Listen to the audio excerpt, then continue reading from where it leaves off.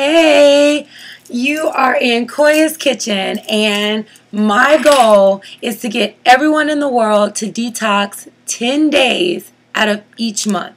And you guys have been begging me to continue doing the videos and for the recipes, so here I am on the fly. I'm using my computer, so it's kind of grainy. Sometimes I'll be in the rush. This is just how my life is, and that's why I can't put videos up, because I'm always in a hurry. But I am now making some dirty kale for one of my favorite speakers.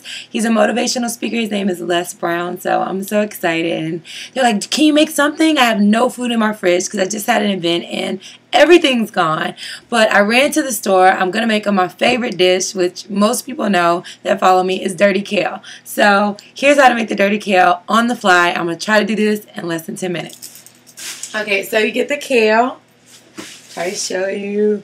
Yummy kale. And so what you first have to do with the kale, what I do first anyway, is I actually pull it off the stem here. And usually a lot of people say, well, I don't eat kale because there's a lot of bugs. You know what? I'm going to cut this light off because it's like a little glare. That's good, right? All right, so I take the stems off first, and a lot of people don't use kale because they say it has a lot of bugs and they couldn't get the bugs off well. What I do is most of the bugs are in the stem, so I take that off first, and then I actually wash my kale in hot water. So as you know, I don't cook my food. I am a raw vegan chef. And all I do is heat it in the dehydrator, and sometimes I heat my food with hot water. Hot water can get rid of all the little bugs and bacteria that might be on your food, especially if you're buying organic, because you have to remember that, my screen went away. You have to remember that if you don't have all these pesticides on the food, there are going to be some bugs. Bugs need love too. They need to eat, I guess, or lay eggs or whatever they do on your food. But if you wash your vegetables with hot water, you don't have to worry about the bugs being on there. And kale is so great for you. Like, literally, we should all eat kale every day. And a lot of people that I work with, I got them eating kale at least 2 or 3 times a week. So if you can make this dirty kale salad 2 or 3 times a week, you'll be doing yourself a world of good. So as you can see, I'm just like breaking this off really quickly, just snapping it off, and I'm putting it in a big pile. And now I'm going to grab a big bowl and rinse it off. So I have this little strainer, so it's any dirt or any little like buggies or anything, it's going to go right through these holes. Can you see that? There we go. Alright, so turn on the hot water. Get my big bunch of kale over here. Nice. All of this kale. Alright, so it's really important to wash your kale really good. I usually use a massaging method. As you can see, I'm rolling the kale over with my hand. Well, you can't see because you're way over there, but I'm still talking to you. So hopefully you can get some kale and you can do this video again with me. And just make sure that you're rubbing the kale as you're washing it. You're not just running it through the water, but you're also massaging the kale, because this is starting the actual cooking process that you don't really have to do with heat. But you're warming the kale with the warm water, and you're also breaking down the kale, which makes it easier to digest already. Okay? And now I'm going to pull that out.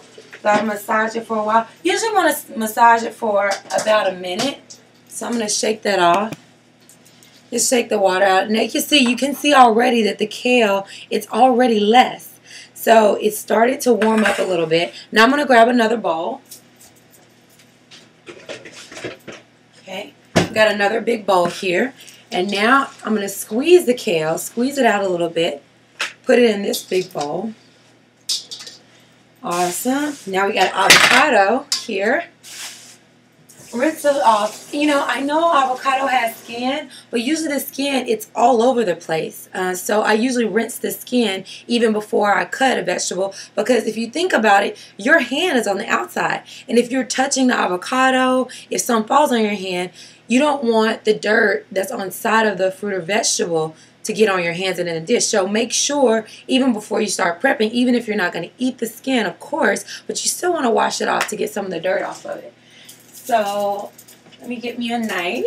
So we're just going to cut the avocado. When you're cutting avocado, you want to start at the top, and technically you don't want to cut towards your hand. But with the avocado, you can kind of feel the seed in there, and you can just cut around. Just around the whole avocado. Oh, and this is really ripe avocado.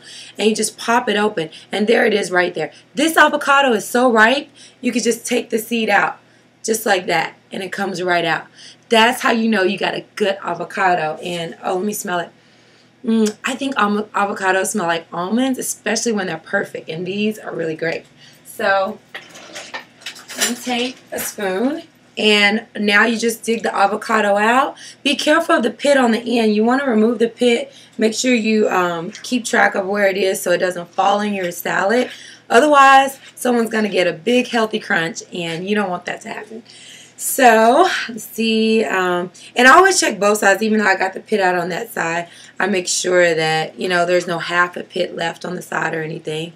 So, oh, this wonderful, yummy avocado. All right, how much time do I have left? I have 6 minutes. So, I'm going to just go ahead and start massaging. I'm going to turn it over and let you see, but I'm just starting already to massage the kale. You know, I'm just grabbing it and smashing it through my fingers. You see? Just smash it. And this is putting the love in it. I talk about this all the time. Just, you know, when you can touch your food and feel your food and put the love in it, it feels really, really, really amazing. And also helps you have soft hands. Also, avocado, we can use it as a moisturizer on our skin. It's just really, really, look at that. It's so yummy, yummy, yummy, yummy, yummy. All right, so I'm going to shake that off a little bit.